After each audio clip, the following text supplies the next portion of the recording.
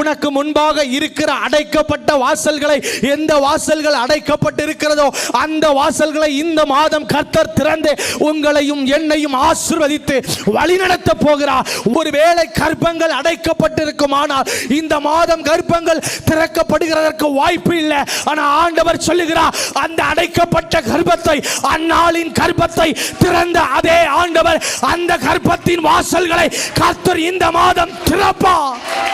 உனக்கு முன்னாடி, கோரேசுக்கு முன்னாடி வாசல்கள் அடைக்கப்பட்டிருக்காது.